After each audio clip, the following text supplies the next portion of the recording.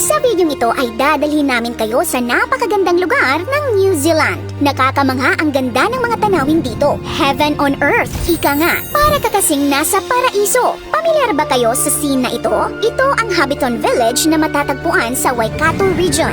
Ginawa ito para sa pelikulang The Hobbit at Lord of the Rings. Opo, sa New Zealand po sinut ang buong sequence ng pelikula. Madadaanan mo rin itong napakaraming maliliit na waterfall papunta sa lugar ng Milford Sound, isa sa pinakamabasang lugar sa bansa. At tingnan nyo naman si ate, parang nasa Wonderland lang dahil sa nagagandahang mga lupin flowers na nakapalibot dito. At habang nakasakay ka naman sa train, ganitong scenery lang naman ang masisilayan mo.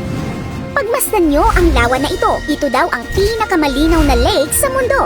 At alam nyo ba na mas marami pang tupa ang New Zealand kaysa tao? Wala rin daw naninirahang ahas dito. Totoo kaya ito?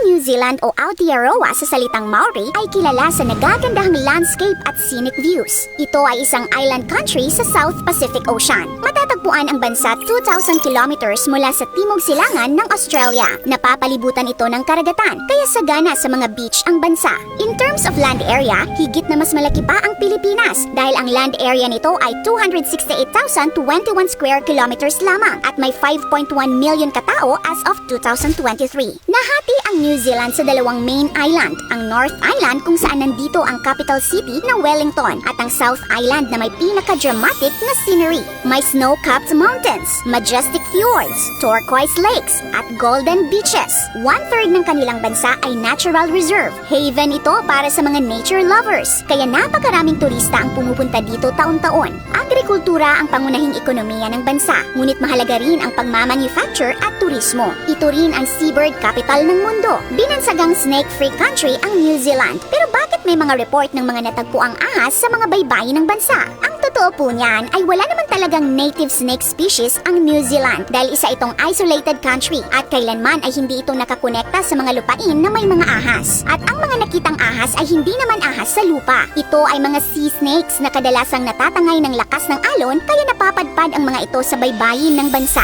Ang unique na ecosystem ng New Zealand ay umunlad ng walang mga ahas. At ang native flora at fauna ay nag-adapt ng wala ang mga ito at nagresulta sa magagandang mga tanawin.